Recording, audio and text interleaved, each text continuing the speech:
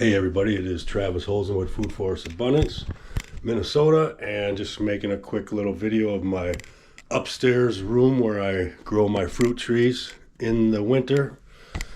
And I'm just going to show you my little setup I have here, and it's not really a big deal. It's a little shelf and a window. But here you go. I'm going to turn you around and show you what I got growing here. All right, we got... over here, we have 3 fig trees. And what's amazing is a week ago, there was 0 leaves on them, any of them. They dropped all their leaves. I harvested a few, like 5 figs between the 3 trees. But they dropped all their leaves because it was, it got cold outside and they didn't hit a frost. But they still dropped all their leaves. And like I said, a week ago, there was no leaves on there at all. And now look at them. They're just growing like crazy. And you can see all the green. There's new shoots coming up out of the ground, out of the pot. We got more. But if you look where the bright green is versus the dark green, that's all 1 week's growth right there. They had little buds on the end like this a week ago, and then now they all have leaves. It's crazy how quick these things grow and how healthy they are. I mean, look at, that's what, 3 inches of growth right there in a week. And then we have, up here we have, these guys aren't doing the greatest. I gotta put a light up there. They're called spaghetti or ponytail palms. Usually you see them at Home Depot and Walmart and they're really full. But I started these from seed, so I can only imagine the ones that they're selling are 5 years old, because these are 1.5 years and that's as big as they are. And this will take a long time to get as big as the ones they sell in the stores. But then we got we have an aloe up here. Then we got these monsterosas. I started all these from seed. And so we got 1. I combined 2 in that pot. 3, 4, 5, 6 of them left. So 7. And then we got the lemon tree right here, which is starting to flower again. It flowered a few weeks ago, and they all dried up and fell off. But now it's starting to flower again. I don't know if I'm going to get any new lemons on this. Possibly, because I just got to make sure I get it to pollinate.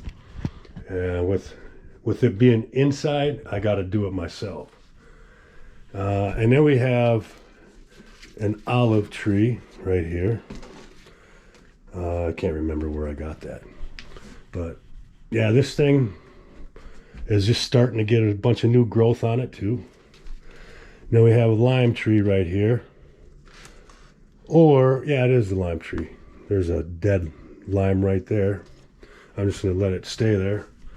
But I think there's some new limes growing on here. I got to find them. I saw them the other day. They're very, very tiny. But once they start growing fast. But I don't know if you could see on here though, this thing's really starting to sprout. It's going to go through a growth spurt again. And yeah, I love watching these things grow.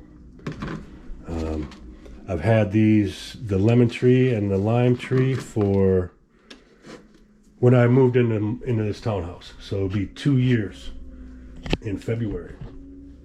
And this is a lime tree that I started from seed, which is about 1.5 years old. And I tell you what, when I put it outside this summer or this spring, it was 6 inches high.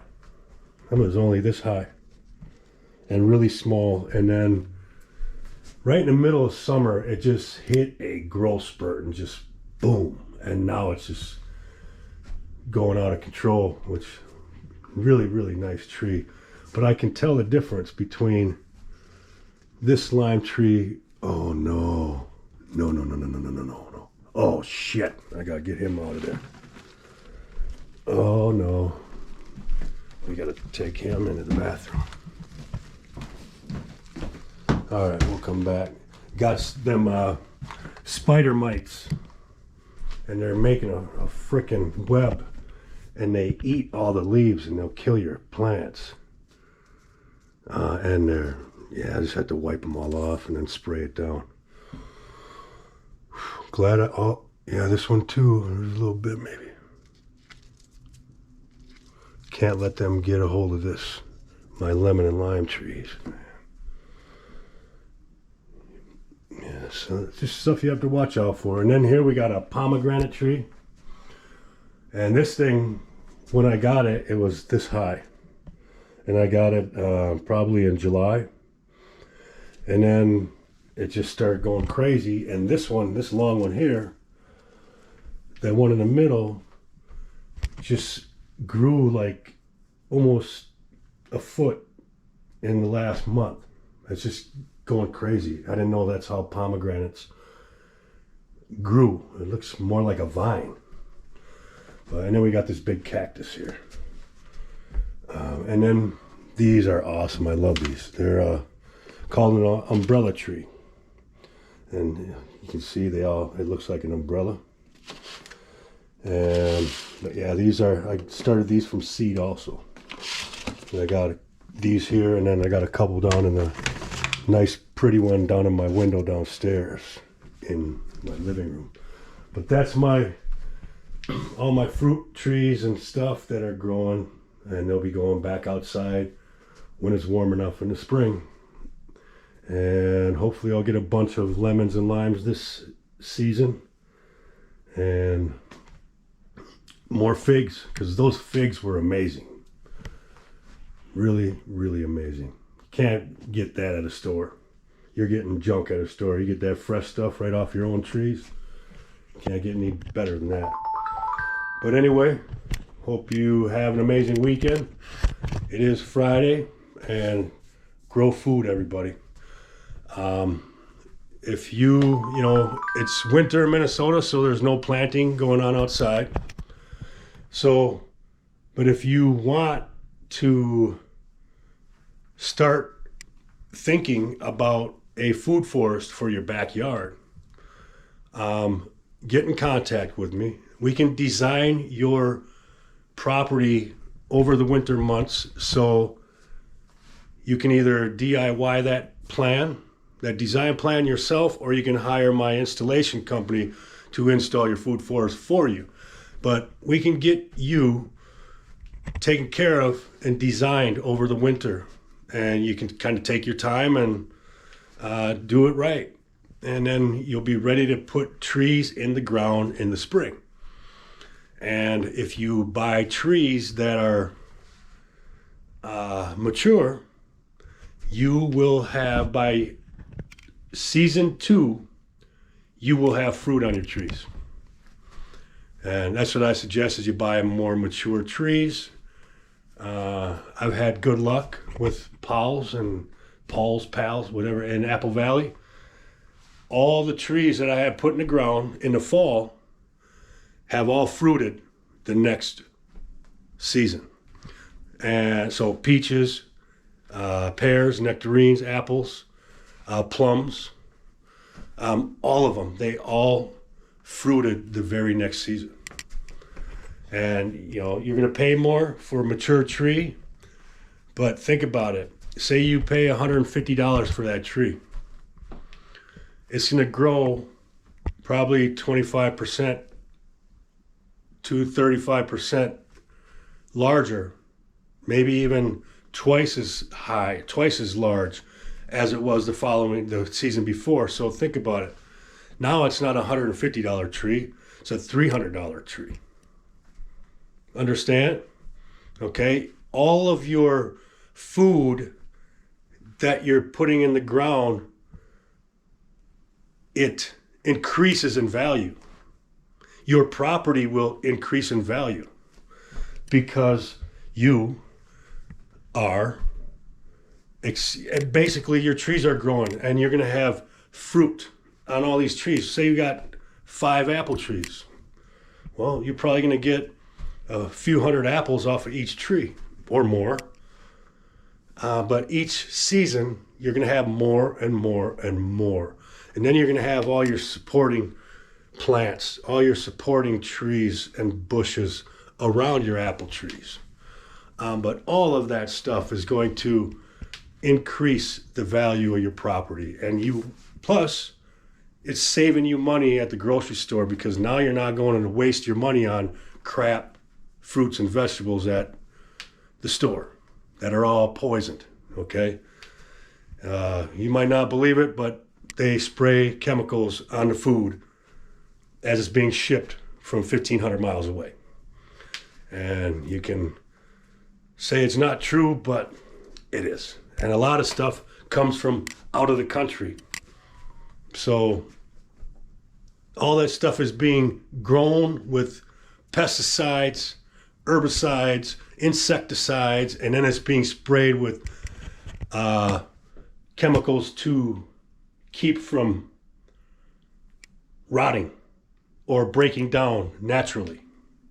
So they stop that process, and then you can't wash it off with soap and water. You got to get a special solution to get that crap off your food. But yeah, that's going to go right into your system, and they don't tell you it's poison. But that's the way our food system is. It's either crap fruit and vegetables or processed foods that have very fake ingredients. Very fake ingredients. Can't even pronounce the names of half of them. And who knows what it's doing to your insides? Well, you should know what it's doing to your insides. Look at the health of people in this country and how fat everybody is. That's from processed foods, my friends. Because if you look at what people looked like back in the 30s and 40s and 50s, you didn't have fat people everywhere because people were eating food. Everyone had gardens in their yard. You could go down the street, like when I grew up in the 70s and 80s, and I could go anywhere in my neighborhood and get food out of somebody's yard. Apples, crab apples, strawberries, raspberries, blackberries, blueberries, everything you can imagine. People always had stuff grown in their yards, and then people were kind of talked into having the greenest yard on the block. That's what was important, not food. You can just go to your store and get the food. It's easier. It's convenient. So people stopped growing food. How many grew up, went to their grandparents' house, and they always had a garden in their backyard, and they always grew their own food? That's what we need to get back to. That's how we can help solve a lot of the problems we have in this world, is just everybody growing food. Detach, decentralize from big daddy government and big pharma and all the poison producers. You got all the big agriculture. They're poisoning our food. They're poisoning the water. 95% of the corn that's grown in the United States is GMOs. GMOs are not good. They are man-made Frankenseeds, I guess you can call them, because they're made in a lab and they're made to grow a certain way. They're made to resist a certain pest. And if that pest eats that corn, it makes their stomach explode. Boy, that has to be great, right? It's gonna be, and you're going to eat that. But we got to get away from all that. You go to anywhere in the world and they outlaw GMOs in their countries. The only place, the U.S. won't. You know why? Because of money. That's it. Money. They don't care about you or your health, because they can get you sick, and they own stock in big pharma, so they're getting paid there too, because once you get sick, you're stuck with big pharma and all their drugs. And they don't offer solutions. They treat symptoms with a pill. And then you're going to have a reaction to that pill, so you're going to take another pill to counteract that pill, but you got to take both of them now. Otherwise, you're fucked, right? And then once you're on those two, if you want to get off of those, you're probably going to take another thing because you're dependent on the others. You know, it's a big game they're playing with everybody. And if you don't have to take a pill, don't. You know, I haven't been to a doctor in many years. I haven't gotten sick in many, many years because I don't put that shit in me. I don't take pills. I don't take all these vaccination drugs and all that stuff. I don't eat sugar. I don't drink sugars, sodas, juices, teas, all that stuff. I don't drink any of that. I don't drink milk because that stuff at the store is not milk. It's processed white stuff that tastes like milk. Now you go get milk, get out of a cow and see what the difference tastes like. But I've rattled on long enough, and that's my rant for today. I meant to say bye, 10 minutes ago? But have an amazing weekend, my friends. Grow food, not lawns. See ya.